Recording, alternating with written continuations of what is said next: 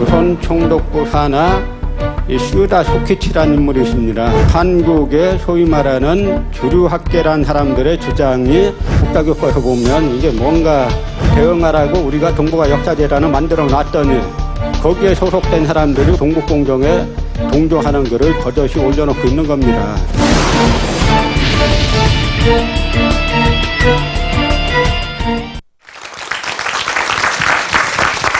반갑습니다. 전 오늘 이 자리에서 한국사 그들이 숨긴 진실이란 테마로 이제 말씀을 드리려고 합니다. 이 테마에는 보통 이제 4가지 소주제가 들어갑니다. 하나는 이제 큰 줄기로 따지면 조선 후기의 노론이란 당파에서 만든 역사관과 그 다음에 일제시대 때 일본 사람들이 만든 식민사관이 아직까지도 우리 역사 속에서 극복되지 못하고 있는 구체적인 것들이 어떤 것이 있는가 해가지고 그 4가지를 소주제를 가지고 말씀드리는데 하나는 한사군 문제, 또 하나는 삼국사기 초기 기록을 부인하는 삼국사기 초기 기록 불신론이란 문제, 그리고 또 하나는 조선 후기 노론사관이라는 문제와 마지막으로 독립운동사가 왜 우리 독립운동사 특히 그 중에서도 항일 무장투쟁사가 우리 역사 속에서 왜 말살되었는가 하는 요 4가지 주제를 가지고 이제 말씀을 드리려고 합니다. 여러분 한국 국어교과서에 보면은 한국 근대 소설의 개척자 하면은 누가 나오냐면 이인직 딱 나옵니다. 그리고 혈애누 그러죠. 혈애누 설노루 이야기입니다. 벌써 언어 자체가 보세요. 한자로 쓰려면 혈루 하면 맞죠? 피눈물. 한글로 써도 피눈물 하면 맞는데 피와 눈물, 피노눈물 일본식으로 쓴 게예요. 이 이인직이 대한제국 망할 때 뭐였냐면 이완용의 비서였습니다. 그래서 이 이인직이 당시 조선 통감부 외사국장이던 고마스라는 인물이 또 자기 일본 유학 시절의 스승인데 이 인물하고 막후 접촉을 해요.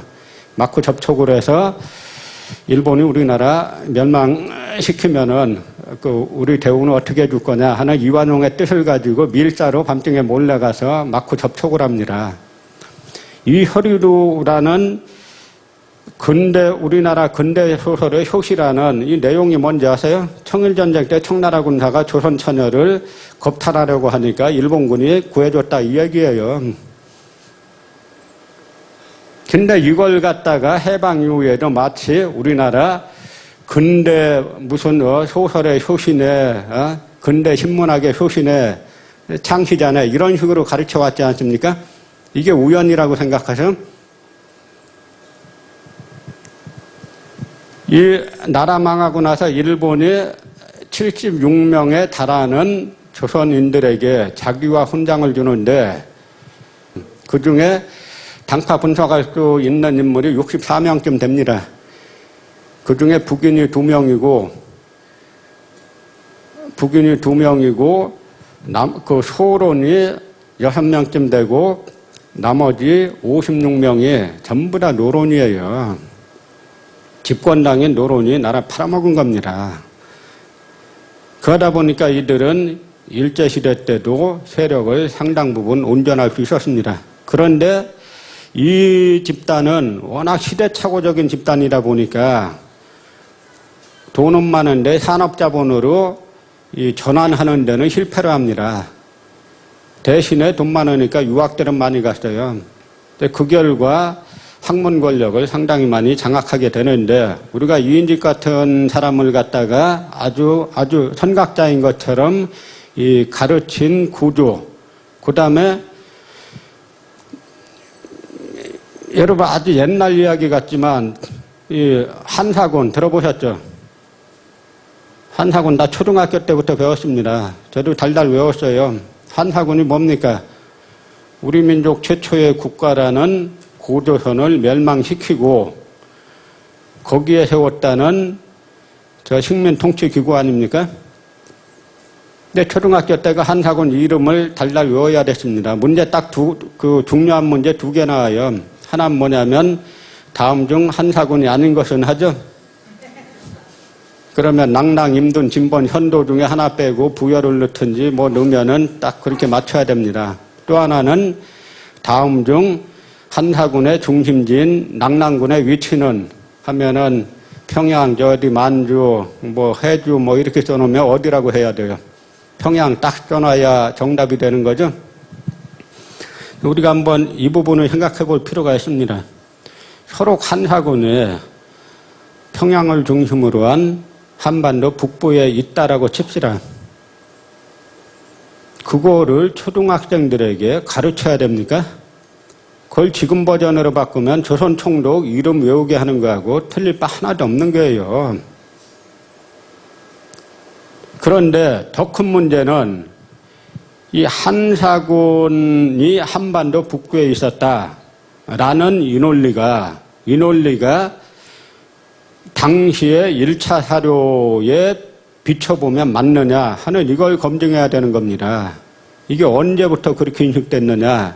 두 가지 문제점이 있어요. 하나는 이 조선시대에 이 사대주의가 강해지면서 이제 기자조선을 강조하기 시작합니다. 그러니까 기자가 중국에서 왔다라고 하니까 이 사대주의적 유학자들이 나의 정체성을 버리고 우리는 중국과 같다라는 거를 강조하기 위해서 기자를 강조하기 시작하죠. 요게 한 뿌리가 있는데 이거는 조직적으로 진행된 건 아니고 이게 조직적으로 진행된 거는 일제시대 때 조선 총독부 산하 시우다 소키치라는 인물이 있습니다. 우리나라 국사학계의 태두라는 두 개의 이병도 박사의 와세다 유학 시절의 스승이기도 한데 이 시우다 소키치가 조선사 편수에서 만든 이론이 있습니다. 뭐냐면 한반도 북부에는 한반도를 그려놓으면은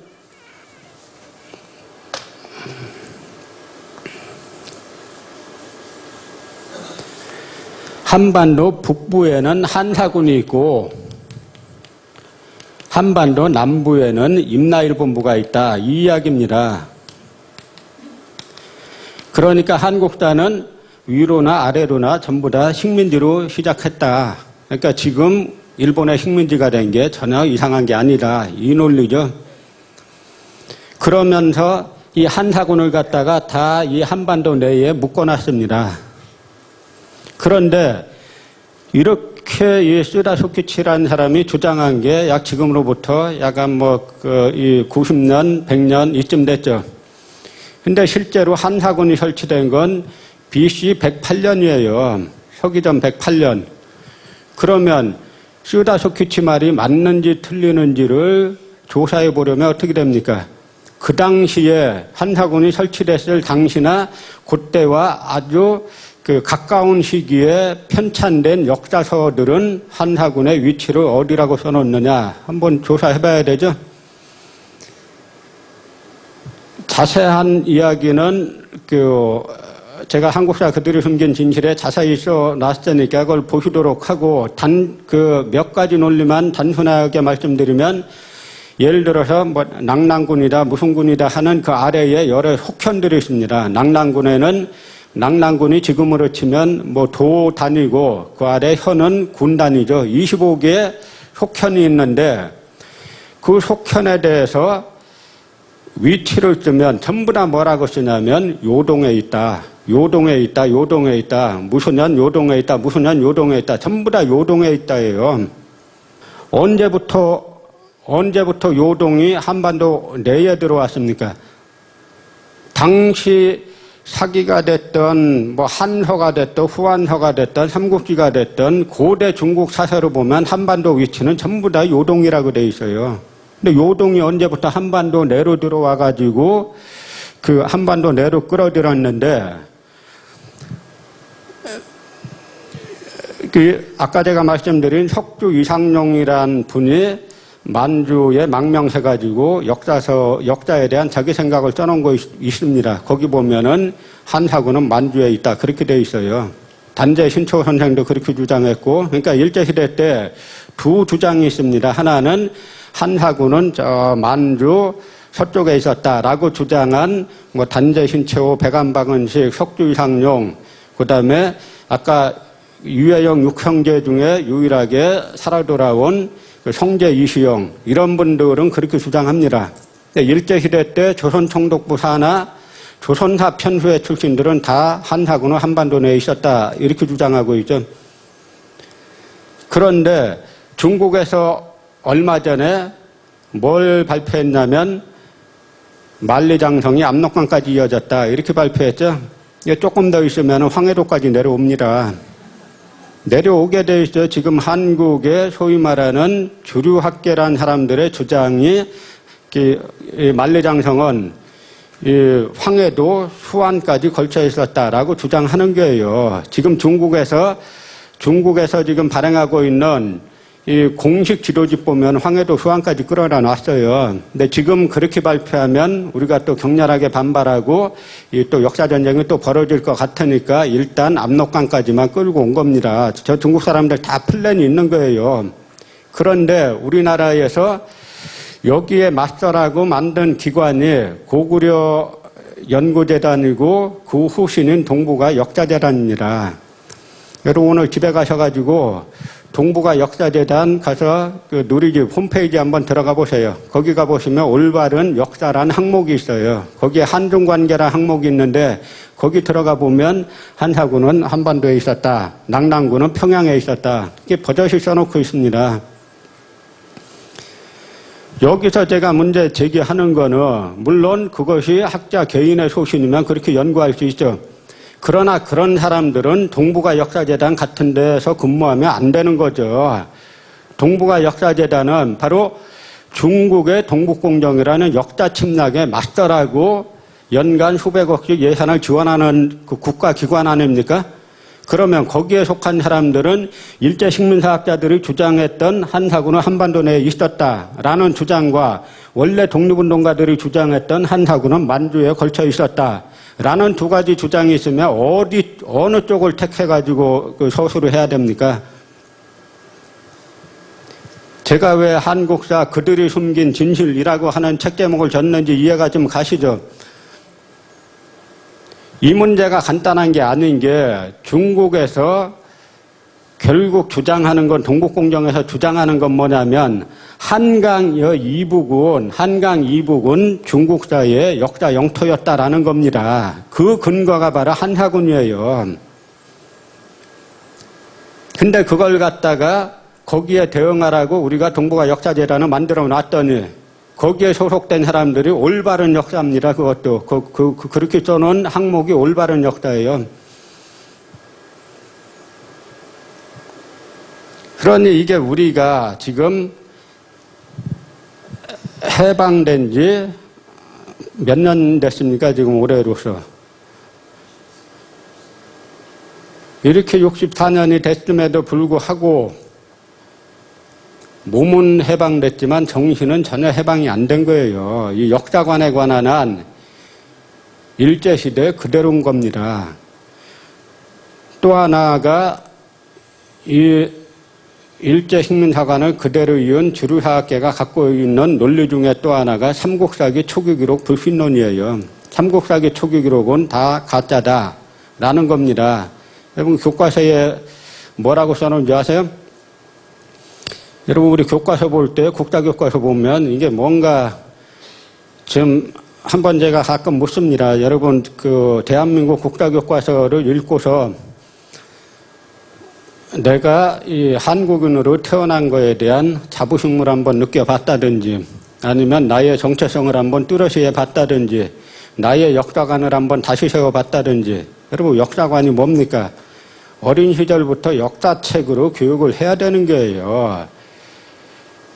수양대군이 왕위를 찬탈했을 때 사육진의 편에 설 거냐 정인지 신숙주의 편에 설 거냐 교육을 해야 되는 겁니다.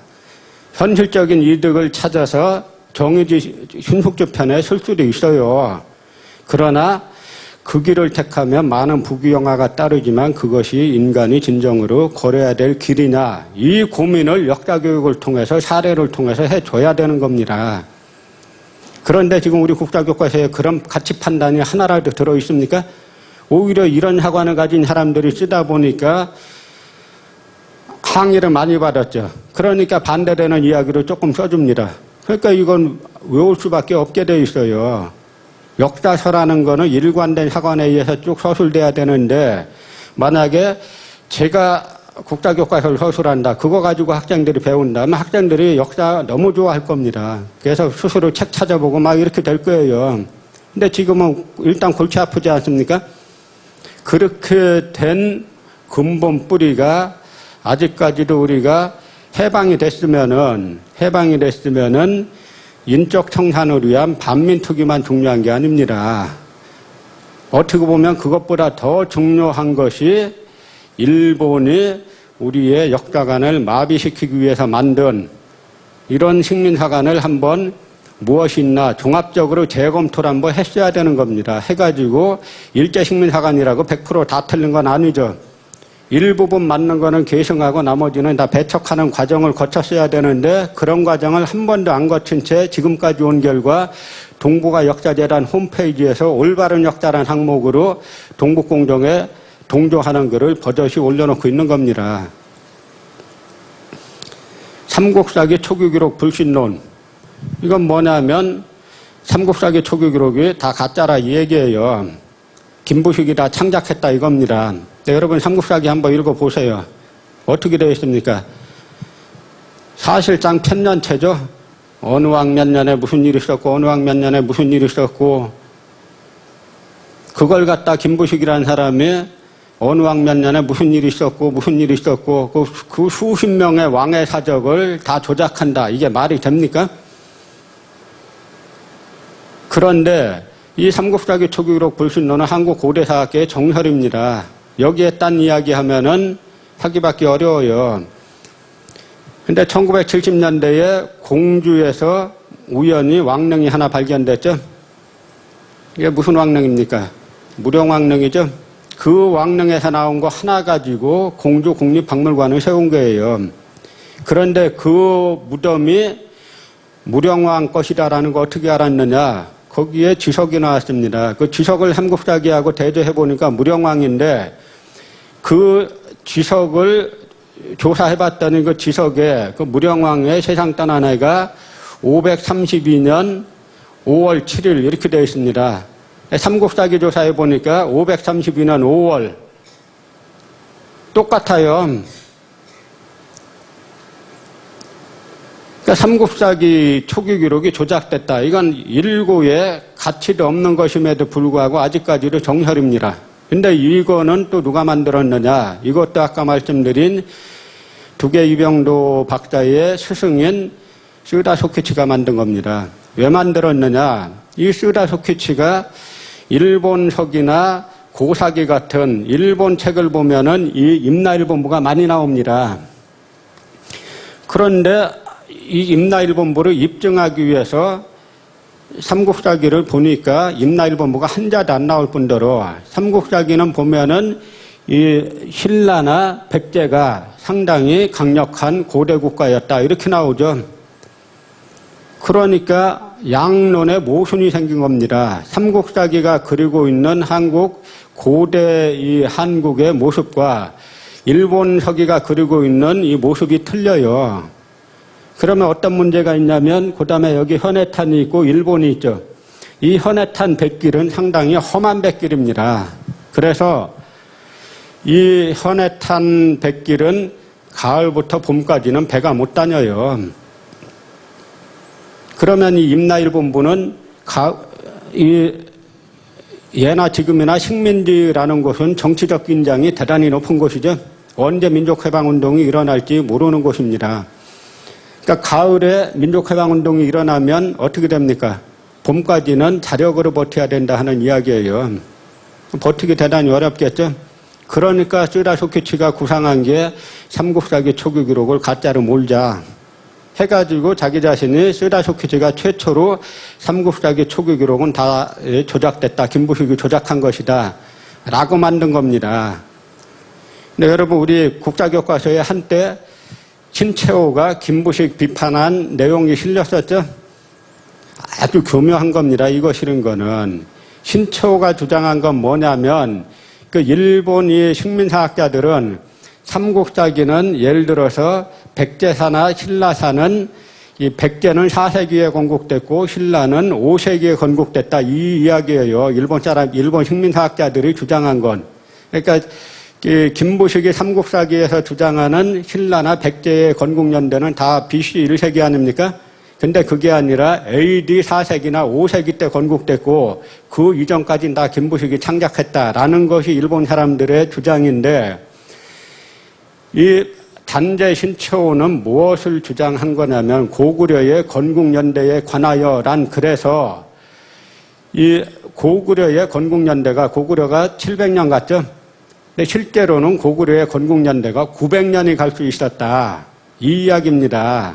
그런데 이 신라사를 갖다 김부식이 조작했다 하는 이야기가 아니라, 이 고구려는 900년 갔는데 이것이 200년이 촉소된 게 아니냐라는 문제 제기를 한 거예요. 그러니까 김부식은 삼국사기에 백제기나 신라기가 조작됐다는 이야기를 한 게 전혀 아닌 겁니다. 근데 이걸 갖다 교과서에 슬그머니 삽입해 놓음으로써 김부식이 쓴 삼국사기가 의심스럽다라는 걸 갖다가 중고생들에게 전파시킨 거예요. 그런데 우리나라 정상하고 그다음에 일본 정상하고 역사 문제가 자꾸 논쟁이 되니까 이 양 역사학자들이, 그 두 나라의 역사학자들이 모여서 한번 역사를 공동으로 연구해보자, 이렇게 만든 게 있습니다. 만든 기구가 한일 역사 공동연구위원회란 기구인데, 그래서 몇 년 동안 한 달은 한국에서 회의하고 한 달은 일본 가서 회의하고 이제 그랬던 적이 있어요. 그래갖고 연구 결과 보고를 발표한 적이 있습니다. 그런데 이때 어떤 일이 발생하냐면, 백제사를 예로 들면, 이곳이 옛날에 이제 백제 지역이니까 백제사를 예로 들면은 김부식은 백제를 온조가 건국했다 그러죠. 그런데 이걸 갖다가 일제 식민사학자들은 백제는 근초고왕 때 건국됐다라고 해가지고 4세기로 끌어내렸죠. 이걸 갖다가 이병도 박사가 고유왕 때 건국됐다라고 해가지고 약간 100여 년 끌어올렸습니다. 100여 년 끌어올린 것도 전부 다 식민사학의 아류예요. 그런데 그래서 지금 여러분 지금 사용하는 국사 교과서를 가보면 백제는 고유왕 때 건국했다는 식으로 건국이 돼 있어요. 고유왕은 3세기 때 인물이죠.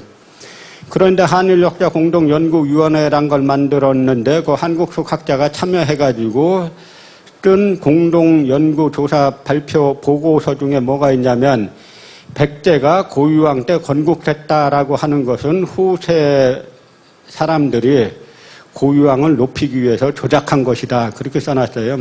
이 시기 백제의 발전 정도는 더 낮추어 보아야 할 것이다. 라고 하면서 결국 주장한 건 뭐냐면 백제는 근초고왕 때 건국됐다. 이렇게 써놨습니다. 그러니까 이병도라는 분이 상당히 많은 비판을 받았는데 이분보다도 더 뛰어 올라가지고 스다소키치가 주장한 걸 그대로 써놨어요. 그래서 백제의 건국 시기를 다시 4세기로 끌어내렸습니다. 이게 21세기 대한민국 역사학자가 국민의 세금을 받아가지고 두 나라 왔다 갔다 하면서 한 역사 연구 결과라는 겁니다. 이 연장선에서 나오는 이야기들이 무수히 많죠. 그런데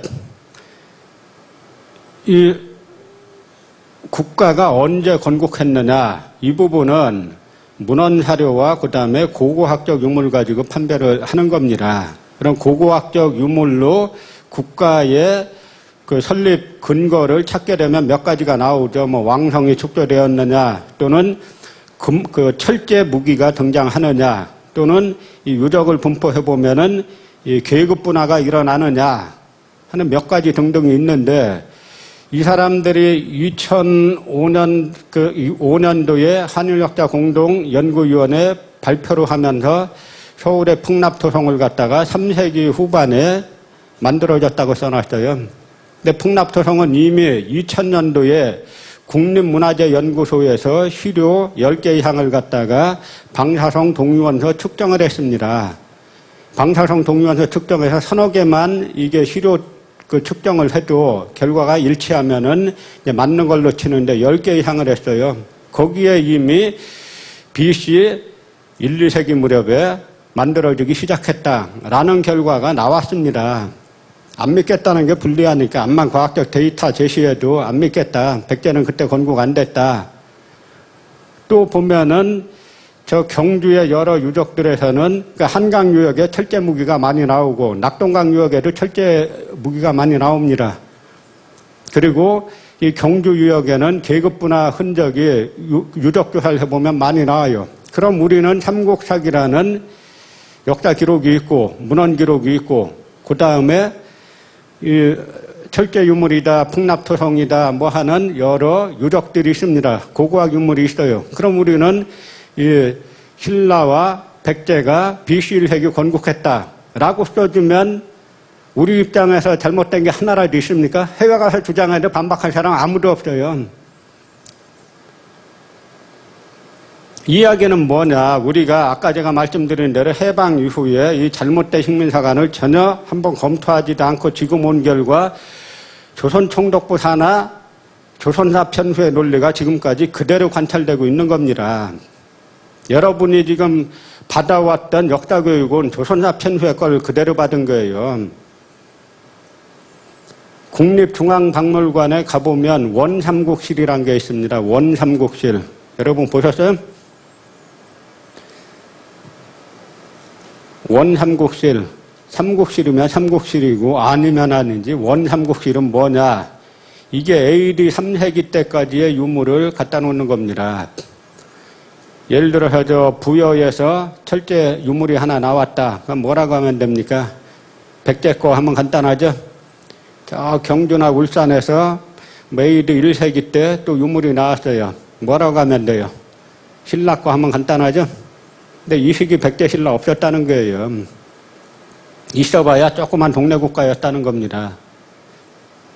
그래서 원삼국실이란 걸 고안해서 AD 3세기 때까지의 유물을 거기다 때려 넣는 겁니다. 지금도 국립중앙박물관에 그대로 있어요. 그런데 슈다 소키치가 삼국사기 초기 기록을 다 불신하려고 하다 보니까 여기에 뭔가 대체를 해야 되지 않습니까? 대체한 게 뭐냐면 중국 기록인 삼국지, 위지, 동의전에 삼한조를 갖다가 한반도 남부에다 갖다 놓은 겁니다. 갖다 놨는데 삼한의 내용은 뭐냐면 한반도 남부에 마한, 진안, 변안이 있었다. 근데 마한은 54개 소국, 진안, 변안은 각각 12개 소국으로 이루어졌다. 꼬마 국가라 이거예요. 그래서 한반도 남부에는 도합 78개의 꼬마 국가들이 우글거리고 있었다. 그러니까 임나일본부가 존재할 수 있다 이겁니다. 그런데 중국에서 슈다 소키치가 이런 주장을 하기 훨씬 전에 중국 청나라 때 황제의 명으로 만주 원료고라는 책을 만들어요. 만주의 원료는 뭐냐? 우리의 만주족의 뿌리는 뭐냐 해가지고 만주의 전 역사에 대해서 당시 최고의 학자들이 모여서 만든 책인데 이 책에는 삼한이 어디라고 나오냐면 삼한이 바로 이 요동반도라고 나옵니다.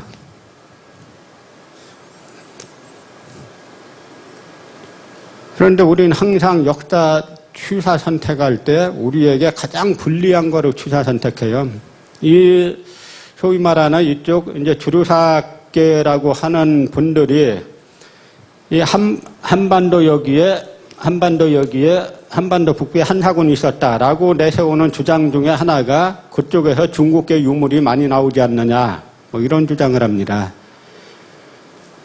그런데 일제시대 때 이게 일본 사람들이 저 지역에서 나온 평양 일대, 뭐 황해도 일대에서 유적을 갖다가 약 그 무덤을 70기 정도로 발굴합니다. 근데 해방 이후에 북한에서 약 3,000기 정도로 발굴해요.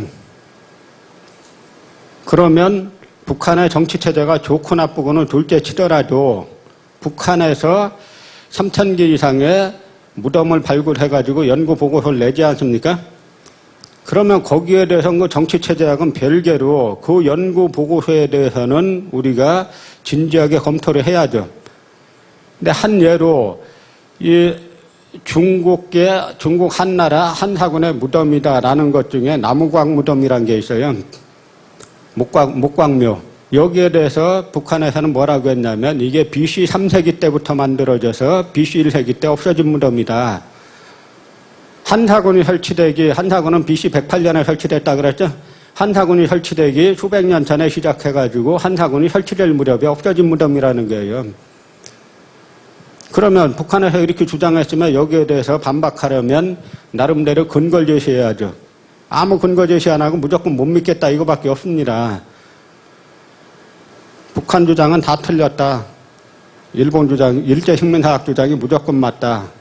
이런 식으로 하는 겁니다. 근데 당시 이 중국계 무덤 중에 가끔가다 명문이 나오는 게 있어요. 무덤의 주인공이 누군가 나오는 게 몇 가지가 있는데 거긴 하나같이 전부 다 뭐냐면 중국에서 망명한 사람들입니다. 그럼 그건 딱 떼가지고 따로 해석하죠. 이 지역에 있다는 이 중국계 무덤들이 발굴되면 그건 뭐냐면 예를 들어서 미천왕 때 고구려의 미천왕 때만 해도 미천왕이 잡아온 한사군의 포로가 10,000명 플러스 알파입니다. 고구려란 나라는 끊임없이 이 서쪽으로 진출해서 옛 고조선의 강역을 회복하는 것이 고구려의 국시예요. 진출해가지고 많은 포로들을 잡아오죠. 그런 그 포로들을 어떻게 하느냐. 포로들 도망갈 우려가 있으니까 이 포로들을 갖다가 중국이 국경하고는 가장 먼 한반도 이쪽에다 이 집단으로 수용하는 겁니다. 그 집단 수용의 결과로 중국계 유물들이 나오는 거지 여기를 한사군이 지배해서 나오는 게 아닌 거죠. 근데 아까 말씀드린 한일 이 공동 역사 연구 보고서에 보면 뭐라고 되어 있냐면 고구려와 백제가 전쟁을 많이 하지 않습니까? 전쟁하는 이유가 이 지역에 살고 있는 우수한 문명과 문화를 소유한 이 중국인들을 각자 자기가 소유하기 위해서 전쟁했다. 아주 기발한 논리를 써놨습니다.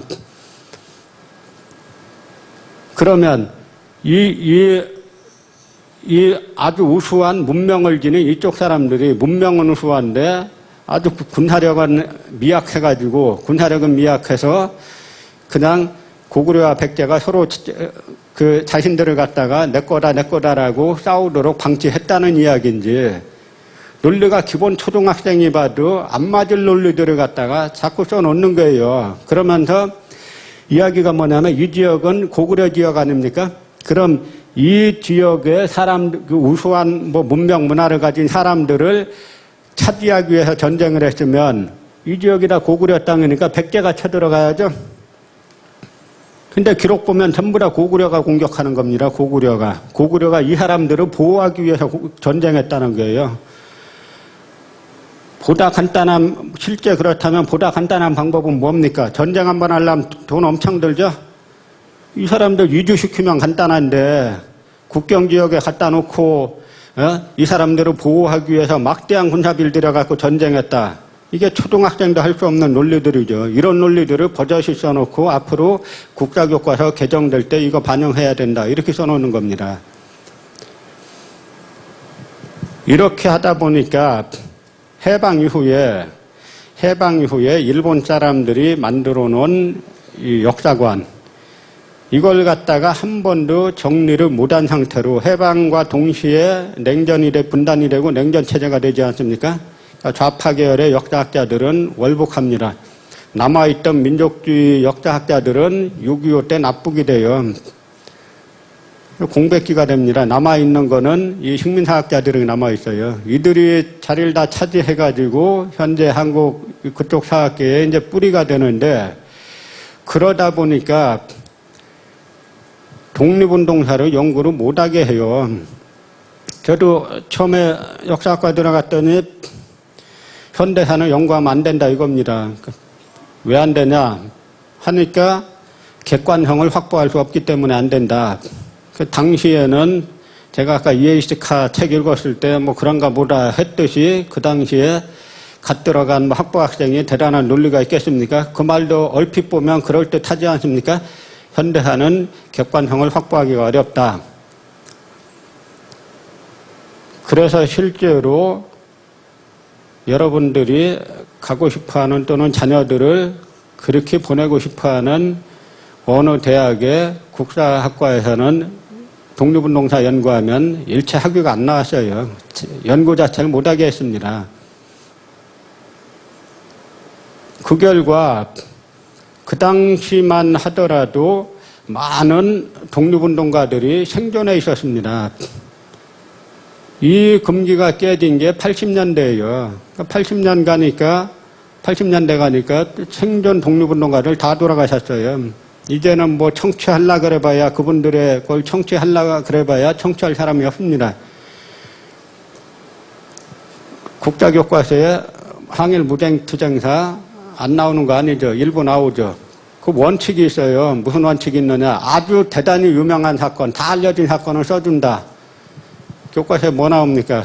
청산리, 봉오동 이런 건 나오죠. 워낙 유명하니까. 그런데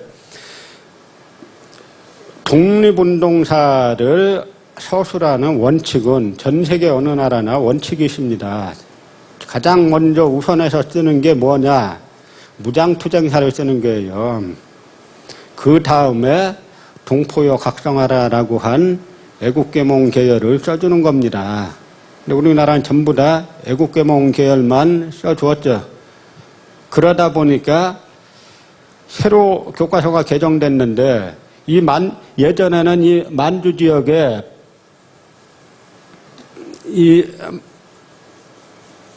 이 만주 지역에 여기에 참의부가 있고 이쪽에 정의부가 있고 그 북쪽에 신민부가 있습니다. 이들은 다 이 무장 부대들이죠. 아주 전성기 때는 수천 명 그리고 나중에는 수백 명씩의 그 무장 부대들인데 이 중에 이 참의부는 대한민국 임시정부 정식 명칭이 대한민국 임시정부 육군 주만 참의부입니다. 대한민국 임시정부 산하 육군 주만 만주에 주둔하는 참의부다. 근데 이 참의부에서 나중에 1920년경에 20년대 초에 상해에서 이 참의부 나중에 참의장을 했던 김승학이란 분이 천신만고 끝에 무기를 상해에서 사와가지고 풀어놓죠. 그랬더니 그 짤막한 시간에 일본 측 기록으로 만든 78회에 달하는 국내 진공작전이 벌어집니다. 다 압록강을 건너가지고 국내에 잠입해서 일제파출소 뭐 이런 일제기관들을 타격한 게 짧은 시간에 78회예요. 이런 말 처음 들어보죠? 그 다음에 또 이 참의부에서 뭘 하느냐. 일본의 사이토 총독이라는 인물이 압록강을 쭉 거슬러 내려옵니다. 그러니까 이 참의부에서 당시 참의장 이 백광원이라는 사람의 지휘 아래 그 일중대장 이휘준이라는 인물이 압록강 대안에 그 전날부터 매복하고 있다가 이 배 두 척에 수백 발의 탄환을 쏟아대죠. 황급하게 도망갑니다. 이런 사실도 다 처음 들어보시죠? 이의준이라는 이분은 나중에 사형당해요. 체포돼가지고. 그러니까 이런 이야기는 하나도 안 가르치고 지금 국자교과서 뭐라고 써놨냐면 참의부, 정의부, 신민부가 있었다. 참의부는 임시정부 산하였다. 이렇게 딱 써놨습니다. 그 반면에 일제시대에 대해서 뭐라고 써놨냐면 일제시대에 대해서는 일제시대에 이 주택을 써놓으면서 1920년대 주택이 좋아졌고 1930년대에는 문화주택이라는 게 생겼는데 문화주택이 뭐냐면 2층 양옥이고 집안에는 응접실이 따로 있고 아이들 방이 따로 있고 거실이 따로 있어서 개인들의 독립된 공간이 생겨났다. 1940년대에는 서민들의 주택난을 해결하기 위해서 영단주택이라는 거를 총독부에서 만들어서 했다는 이야기죠. 여러분, 1930년대에 2층 양옥에 거실과 응접실과 아이들 방 따로 갖고 살던 사람이 그 당시 대한민국에 몇 명 되겠어요? 조선 총독부에 아주 가까운 소수 일부 친일파는 그렇게 살았을 수 있겠죠. 근데 독립운동사는 참여부, 정의부, 신문부가 있었다. 이걸로 그냥 소설 끝냈어요. 그러니까 학생들이 골치 아파하게 돼 있어요. 이거 이름 외워야 되니까. 뭐 했는지도 모르고 이름 외워야 되니까. 이 정의부에 소속됐던 정의영이라는 분은 국내 내려와서 국내 진공작전 펼쳐서 파출소 습격해가지고 전투를 했는데 나중에 체포돼가지고 20년 가까이 감옥 생활하죠. 이런 사례를 가르치면은 외우지 말라 그래도 잘 외워지지 않겠습니까? 저 신민부는 그 유명한 김자진 장군이 주도하던 그런 항일 무장부대고 이런 거 하나도 안 가르치면서 1920년대에는 주택에다가 뭐 리스를 칠하고 뭐 칠하고 너무 친절해요. 우리가 1920년대 이 주택에 리스 칠한 것까지 외워야 됩니까? 그 다음에 1940년대에 조선 총독부에서 서민 주택난을 해결하기 위해서 영단주택을 만들어서 보급했다. 이따위 거를 우리 지금 학생들이 학교에서 그걸 배워야 돼요? 조선사 편수회에서 만든 그 역사관으로 쓰여지지 않았으면 있을 수 없는 내용들입니다. 그러니까 지금 우리가 해방 이후에 2만 달러까지 성장했지만 여기에서 정체되는 이유가 있는 거예요. 이걸 뛰어넘기 위해서는 진정한 인류국가가 되기 위해서는 우리의 정체성이 뚜렷해야 됩니다. 근데 이 교과서나 이 역사관에 의한 우리의 정체성은 뭡니까? 식민지로 시작했고 항상 굴종당했고 우리 어릴 때 배운 게 뭡니까? 우리 민족은 백이민족이고 평화를 사랑하는 민족이라 남의 나라 한 번도 침략 안 했다. 이것도 다 그 일제 식민사학자들이 만들어낸 논리예요. 그렇기 때문에 우리는 총 들고 싸우면 안 된다. 이거하고 연결되는 거 아닙니까? 해방 투쟁하면 안 된다. 그런데 실제 보면은 고구려 영량왕이 말갈병사 10,000명을 거느리고 당시 수나라가 갓통일 제국을 건설했는데 아주 지금의 중국처럼 우길승천하는 기세로 수나라가 그러고 있을 때 고구려 영량왕이 10,000명의 군사를 거느리고 당시 국경선인 요하를 건너서 수나라를 선제 공격합니다. 약한 나라 먼저 침략한 적은 없을지 몰라도 당시 고구려가 당시 세계 최강대국인 한나라 공격한 기록 무수하게 많이 나와요. 북경까지 모본왕이 공격한 기록, 태원까지 이 북경과 태원까지 공격한 기록 무수히 많이 나옵니다. 교과서에 다 빼버리고 있어요. 근데 제가 이 이야기를 왜 이렇게 말씀드리느냐. 우리가 동북공정과 일제식민사관이 똑같아요, 논리가. 왜 똑같을 수밖에 없느냐. 둘 다 침략사관이기 때문에 그렇습니다. 침략사관은 뭡니까? 역사를 빙자해서 결국은 나중에는 정치가 들어오고 군사가 들어오는 거예요. 일본이 그렇게 했듯이 지금의 중국 동북공정의 핵심 논리는 100여 년 전에 일제 식민사관과 일란성 쌍둥이입니다. 우리는 내부에서 이른바 일부 역사학자들이 여기에 동조를 하고 있는 것이죠. 그런데 이 역사관을 해체를 해야 동북아에 진정한 평화가 오는 겁니다. 역사를 침략의 도구로 바라보지 말고 제가 지금 우리 역사가 이렇게 그 한사군이 여기 있지 않고 여기 있었다. 중국하고 전쟁하자. 그런 이야기들이 아니에요.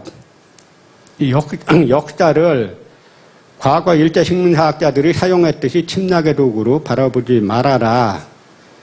그리고 상호 인정하자.